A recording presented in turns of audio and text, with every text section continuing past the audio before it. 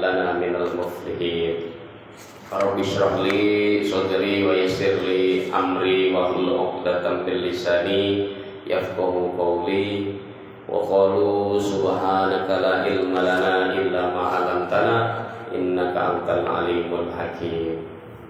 Hadiratul muhtarramin wal mukarramin, susun yang sama-sama kita hormati Ketua DKM kita Bapak Ustadz Ma'ruf. Mudah-mudahan beliau senantiasa diberikan panjang umur, sehat walafiat, dan senantiasa diberikan keberkahan oleh Allah Subhanahu wa taala. Juga yang sama-sama kita hormati pimpinan wilayah kita yang alhamdulillah dihadiri oleh Bapak Bendahara kita. Kita doakan juga beliau, waalaikumsalam, mudah-mudahan senantiasa diberikan keberkahan oleh Allah Subhanahu wa taala. Kemudian hikmahnya kepada masyarakat dijadikan amal soleh kelak di yaumil qiyamah, amin ya rabbal alamin. Juga yang sama-sama kita hormati sesepuh kita, ada orang tua kita, ada bapak-bapak, ada sesepuh kita Pak RT, Pak Riko Hidayat, Pak Haji Syuhada, bapak-bapak hadirin, seluruh jamaah mushola ikhlas, adik-adik ya masuk.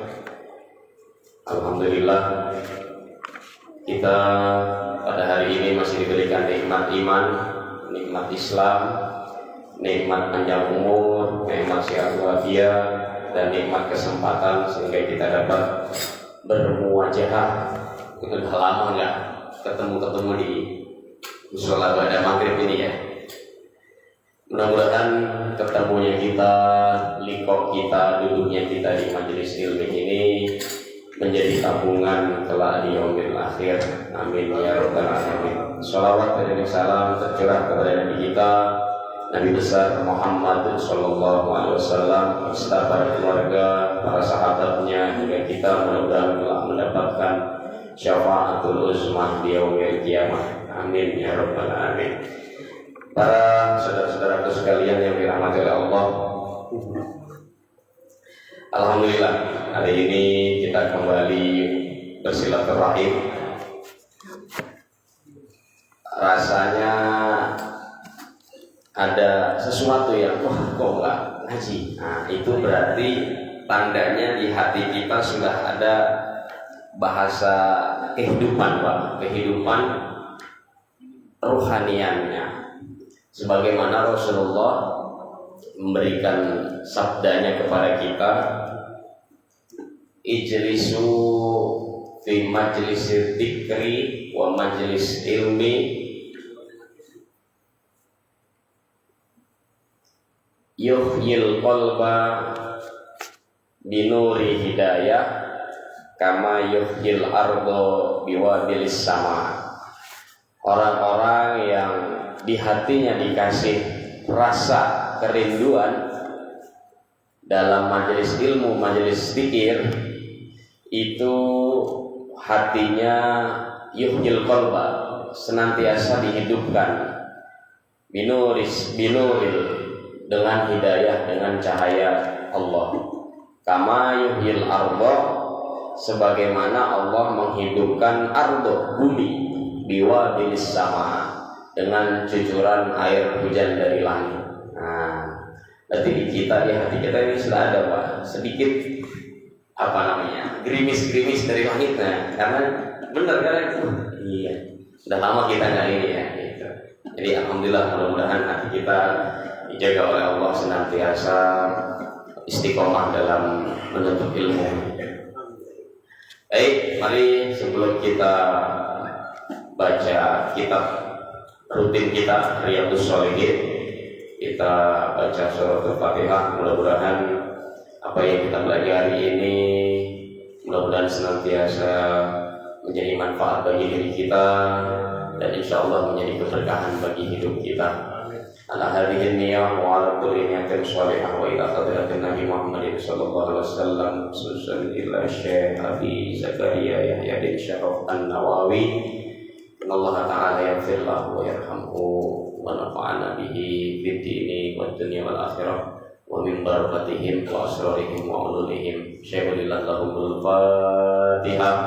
أعوذ بالله من الشيطان الرجيم بسم الله الرحمن الرحيم الحمد لله رب العالمين الرحمن الرحيم مالك يوم الدين إياك نعبد وإياك نستعين اهدنا الصراط المستقيم صراط الذين أنعمت عليهم غير المغضوب عليهم ولا الضالين آمين.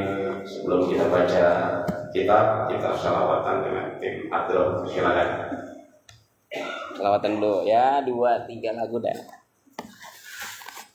Salawat Nabi. Ini salawat Nabi nggak apa-apa. Allahumma sholli wa sallim wa barik alaihi Wa ala alihi. Allahumma sholli wa sallim Ala sayyidina wa maulana Muhammadin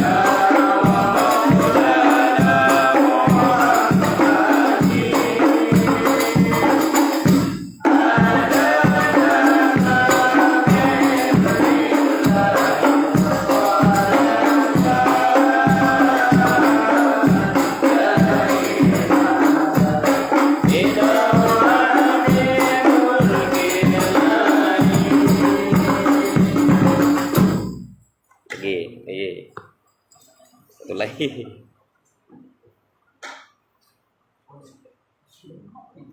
ngebit.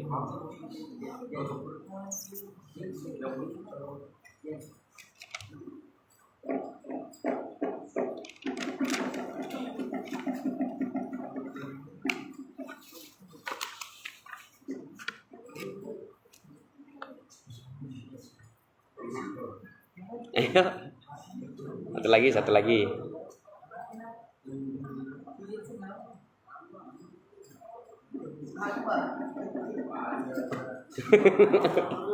Request nih, request.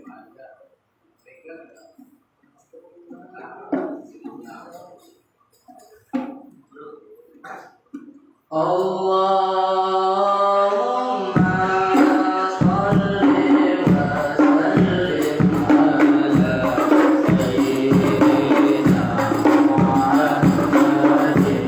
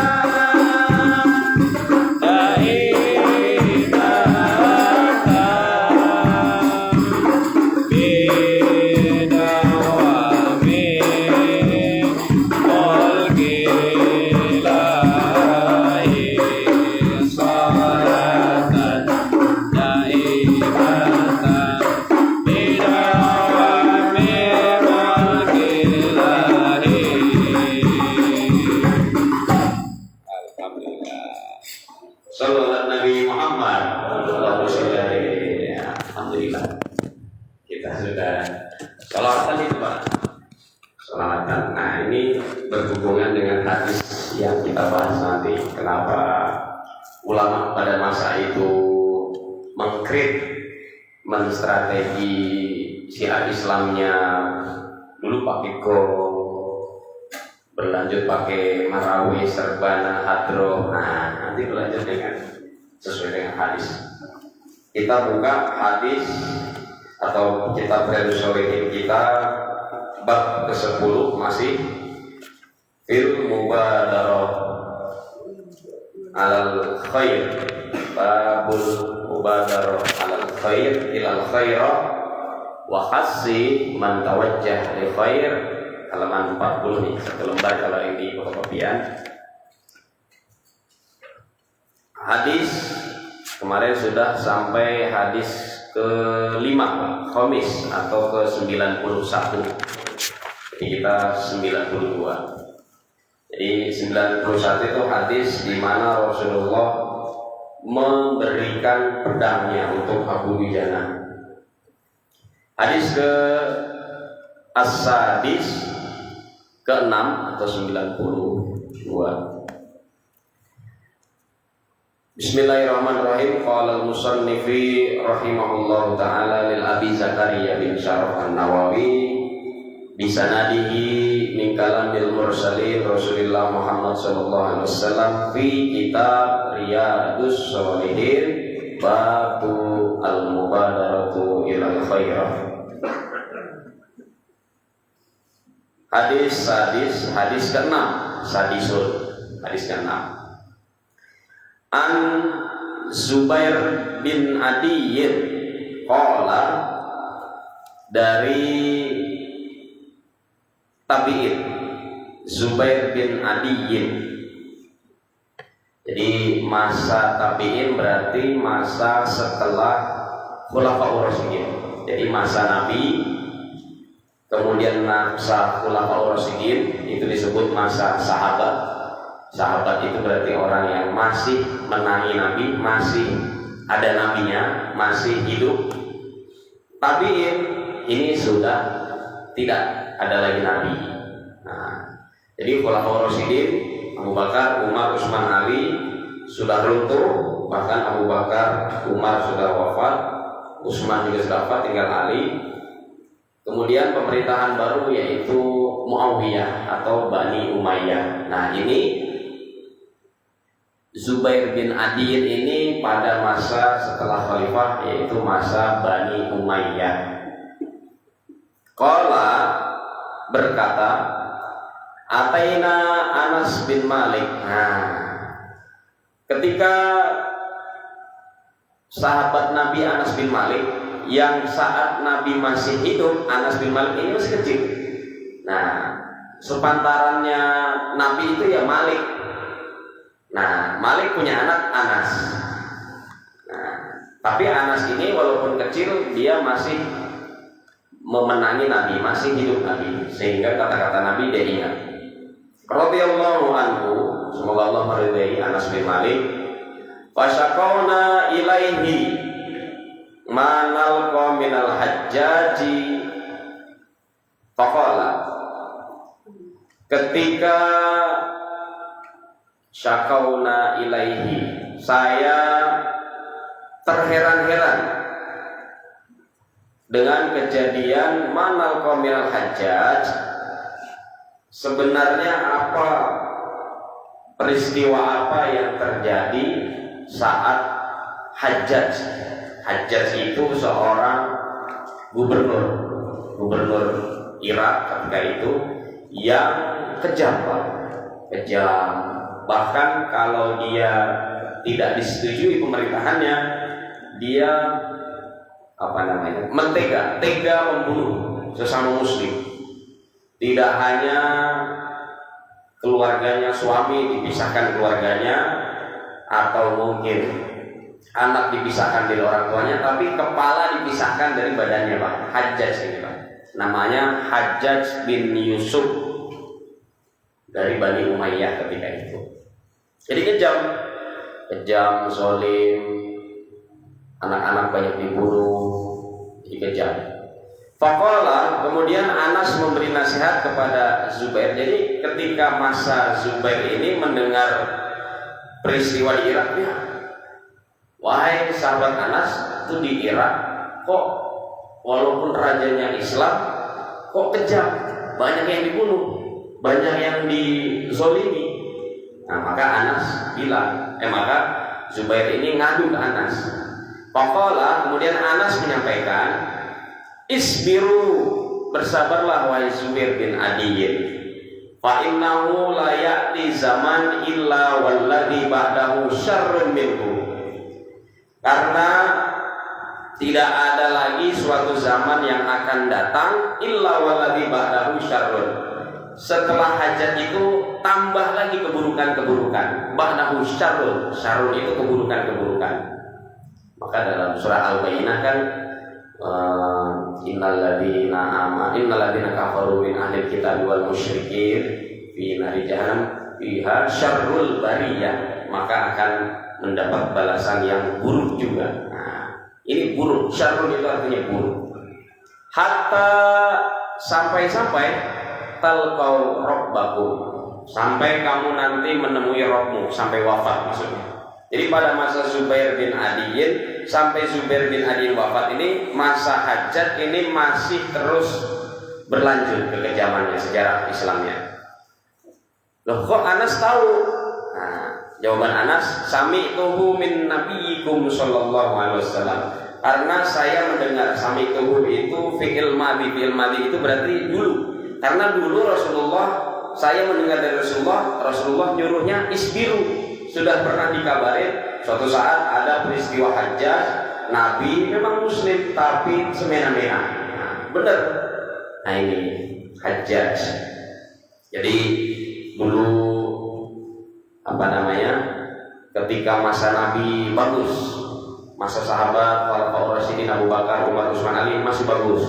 Baru pertikaian itu masa setelah Khulafaur Rasyidin, bahkan masa Utsman dan Ali itu sudah mulai berkecamuk. Jadi orang Islam ternyata juga punya paham masing-masing.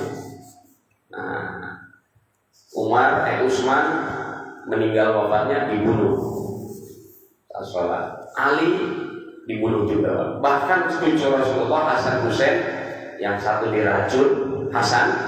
Makanya ketika Rasul menimang-nimang cucunya yang masih kecil, Hasan dicium mulutnya. Ya Rasul, kenapa Hasan selalu kau cium mulutnya, sedangkan Husain kau cium leher-lehernya, leher Husain? Karena suatu ketika sedih Nabi, Hasan kelak wafat diracun sama orang terdekatnya. Siapa yang racuni Hasan? Istrinya. Nah, orang Yahudi. Husain sama, dipenggal lehernya pada peristiwa Karbala.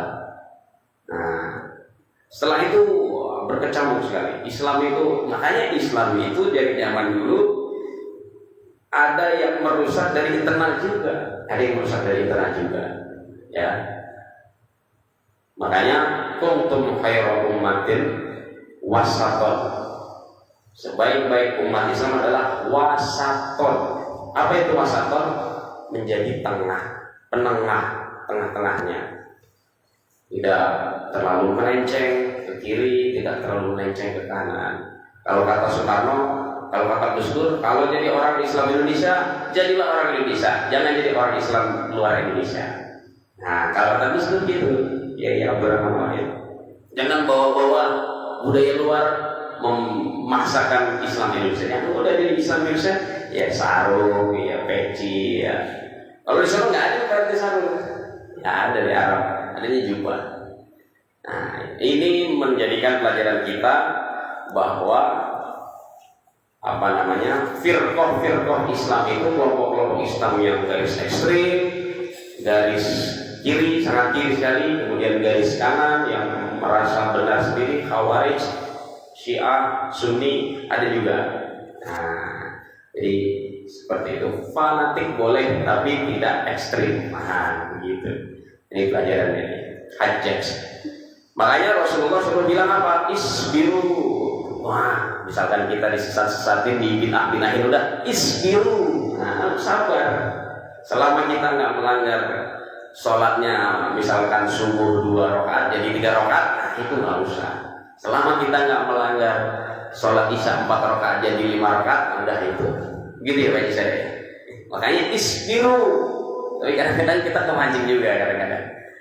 Fa'innahu la ya'ti zaman, karena tidak ada zaman yang akan datang illa walladzi ba'dahu syarrun. Setelah itu menjadi lebih buruk. Ya lebih buruk karena firqah-firqah kita banyak. Maka wali-wali kita mengajarkan dengan soft, mensyiarkan Islam itu dengan soft, dengan lunak, dengan seni, dengan seperti ini. Itu benar. Supaya apa? Supaya orang ketika ngaji itu, ketika ta'lim, ketika mempelajari agama itu hawanya senang, hawanya nggak merasa dihakimi. Wah, ntar saya ngaji sama dihakimi, maksudnya dihakimi itu, wah, ntar saya ini salah itu salah gitu ya baik. Biar senang. Nah itu, jadi seperti itu. Bahkan yang ditakutkan Rasulullah sebenarnya adalah ma'ahadha fa'innan nas kulla masdadu firrifahiyah kulla man fatahu ala nasi iftatahud dunya. Yang saya takutkan dari manusia zaman yang akan datang, kulla masdudin, zaman yang akan datang, firrifahiyah adalah ketika agama ini kalah dengan kemewahan yang bukan agama. Maksudnya kemewahan yang bukan agama adalah ketika acara selain agama Islam itu sangat meriah, sangat menarik, sangat, apalagi anak-anak muda sangat menarik. Giliran agama Islam hanya sekedar ya kajian begini saja, sehingga anak-anak kita nggak tertarik. Rifahiyah, kemewahan selain Islam. Makanya kiai-kiai kita membuat syiar Islam itu juga ikut mewah juga. Contoh Maulid Nabi dimewahkan, kemudian 1 Muharram dimewahkan, kemudian acara-acara besar, puasa, menyambut puasa dimewahkan. Ada lampu kelap-kelip, suruh cat rumah, suruh perbagus jalan-jalan. Nah itu dimewahkan oleh ulama-ulama kita. Supaya apa? Supaya tadi ma'ahadha innan nas kullam masdudin firrifahiyah. Supaya apa yang ditakutkan Nabi, kalau sudah kemewahan itu keluar, yang bukan yang bukan untuk syiar Islam, kemudian syiar Islamnya hanya begini-begini saja, takut Nabi. Kullaman fataha ala nas iftatahud dunya. Karena suatu saat nanti, Nabi udah berpikir dari 1400 abad yang lalu, suatu saat nanti iftatahud dunya. Dunia ini ibarat kata sangat gampang dibukanya.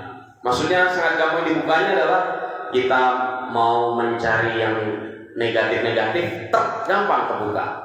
Mencari yang yang merusak, gampang iftatahud dunya.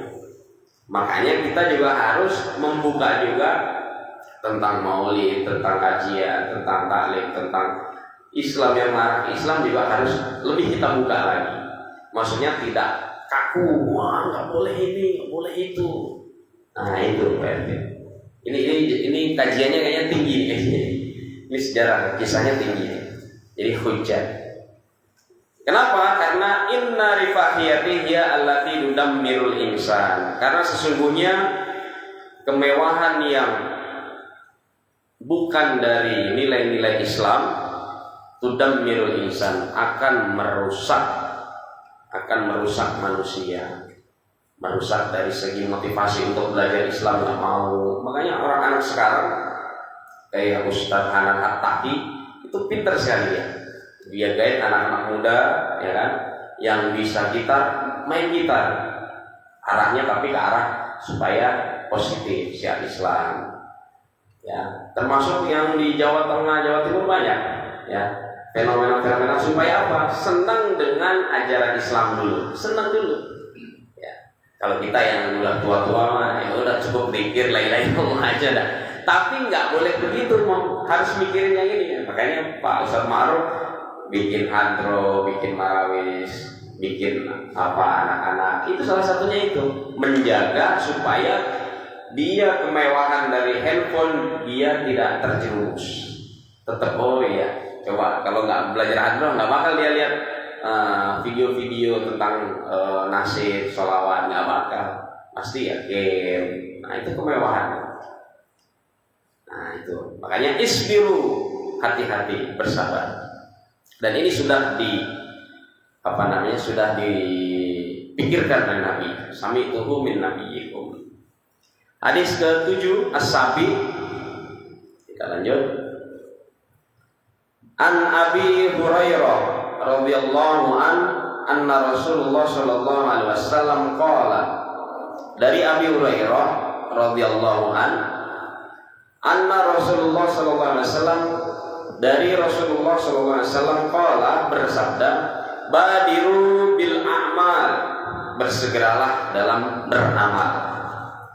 Sab'an hal tantadirun, kalau sudah terjadi 7 perkara, apakah kamu masih menunggu untuk beramal? Apa yang pertama? Fakron munsiyan, kefakiran yang munsiyan, yang mendramatisir. Yang mendramatisir itu kalau sudah kefakiran, kemiskinan, kita sudah fakir, miskin, makin terjerumus, nggak mau. Oh ini ngapa nih Allah ngasih fakir saya, ngasih miskin saya, susah mulu ini. Padahal saya sudah sholat, sudah ngaji, masih susah aja nih. Nah, itu salah satu tanda-tanda menghalangi badiru bil amal. Ah, gak usah amal lah. Orang dikasih miskin terus ngapain? Nah, gitu Pak. Jadi al-faqru munsiyah, kefakiran yang membuat dramatis. Kan kita sudah belajar idza in asobatu sarra syakar, kalau kita sudah dikasih kesenangan sesuai keinginan kita, syakar, bersyukur. Wa in asobatu dharra, kalau kita dikasih hal-hal yang sedih, yang enggak sesuai kita, yang buat kita susah, sabar. Nah, ini baik-baik. Artinya apa? Contoh ada 2 orang yang sama-sama fakir. Fakir itu di atas miskin. Biasanya di alam Al-Qur'an dipisah. Ya, al-fakir wal miskin. Ya, berarti miskin sendiri, fakir sendiri. Tapi kalau hanya disebutkan al-faqr berarti dia miskin dan fakir.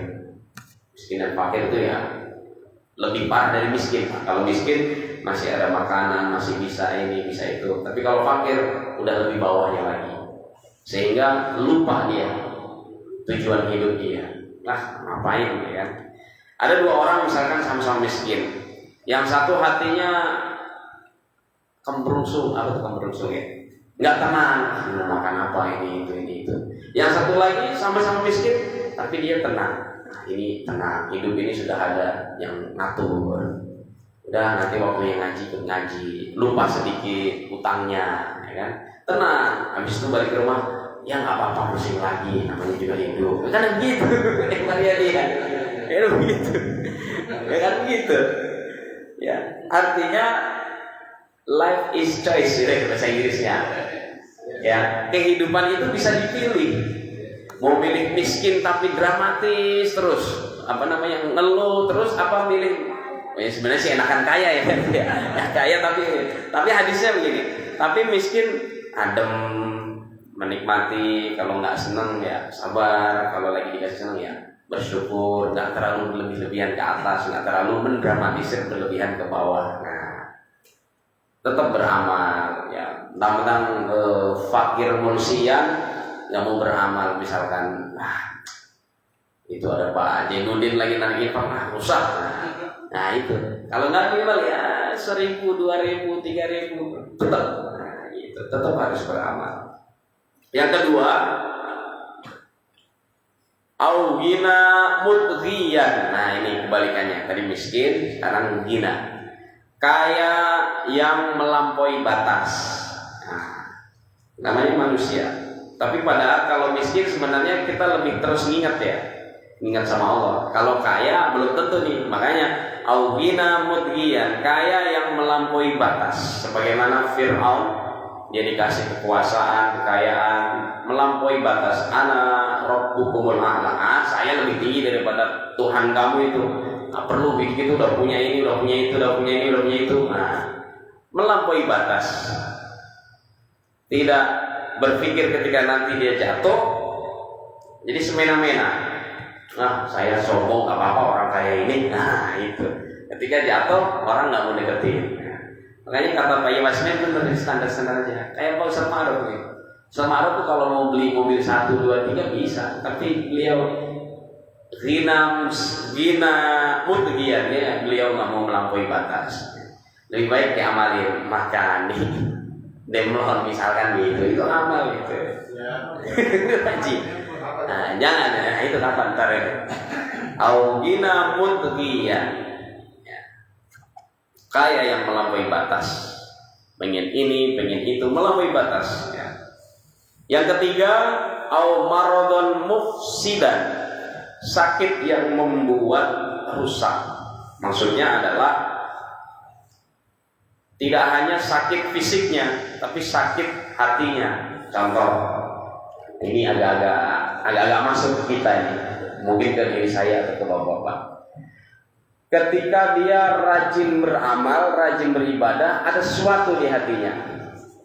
Pengen sesuatu, bukan karena pengen ngaji, karena Allah, sholat karena Allah, tapi ada sesuatu kepentingan.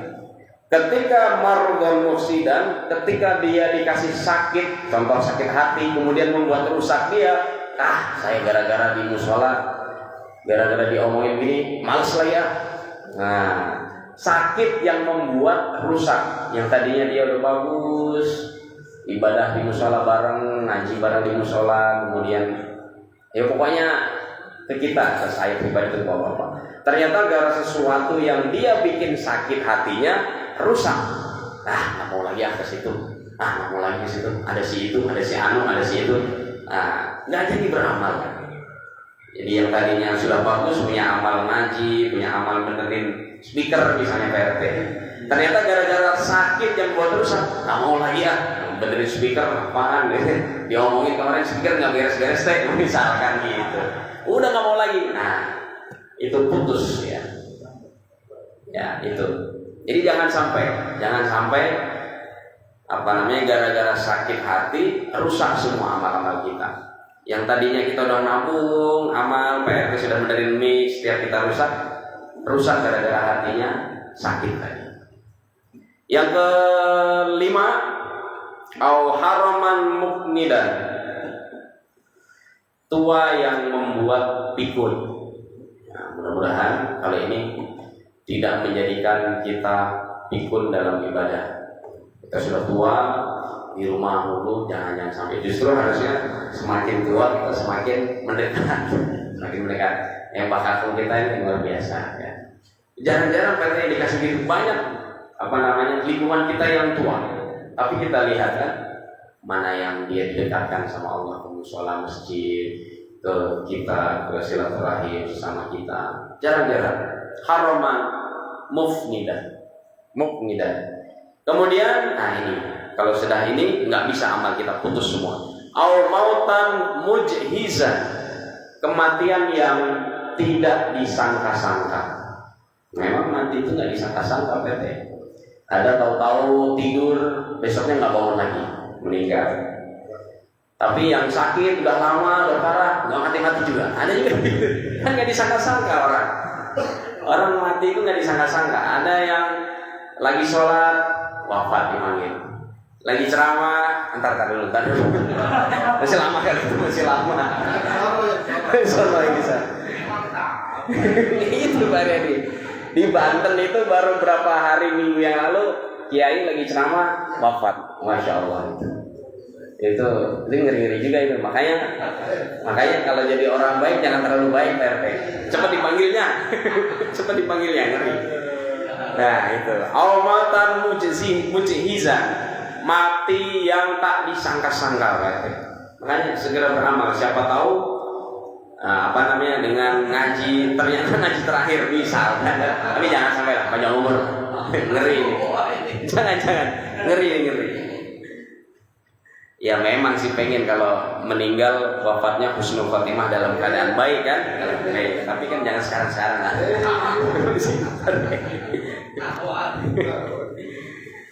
Terus 6, awid dajjal fasyarru ghaibin yuntadhar, atau akan datangnya dajjal fasyarru ghaibin yuntadhar, yang membawa keburukan baik gaib maupun terlihat. Dajjal itu Pak, kalau zaman sekarang dajjal itu banyak diartikan. Bisa juga handphone ini jadi dajjal itu ya.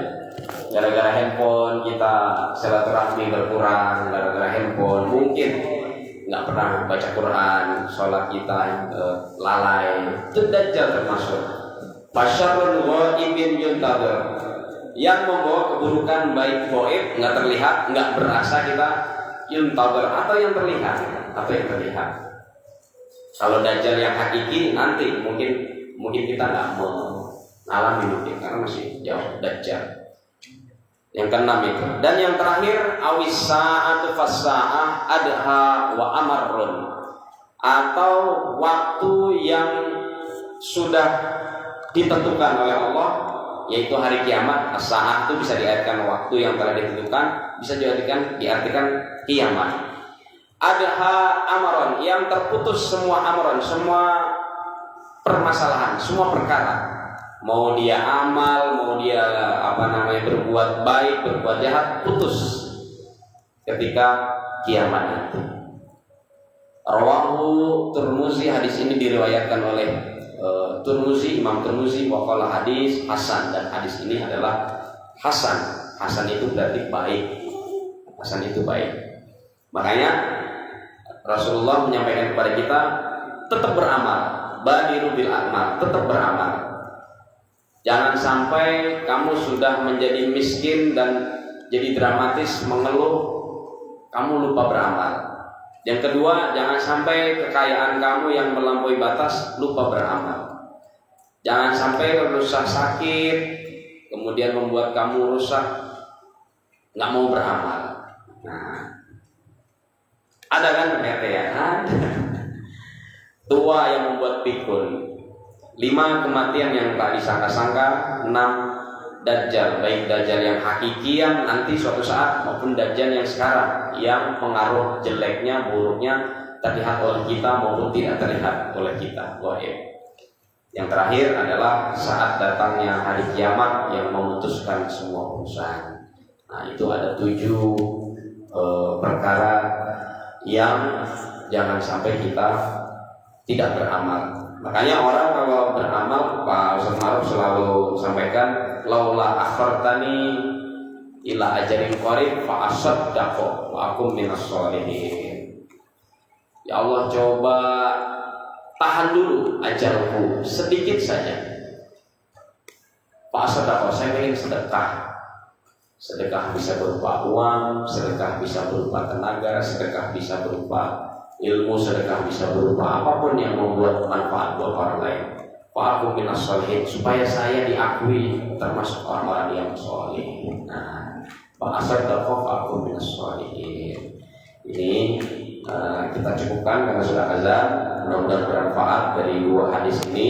1, yang pertama tadi adalah menjaga supaya kita tidak terpengaruh oleh kemewahan dunia, kemewahan kemajuan zaman. Tetap kita ngaji, tetap kita syiar Islam. Lebih-lebih tadi yang dipikirkan oleh ketua DKM kita, gimana caranya anak-anak kita ya, kasih hadro, kasih TPA, makanya Pak Ustaz Ma'ruf sebenarnya sudah mengajarkan ini.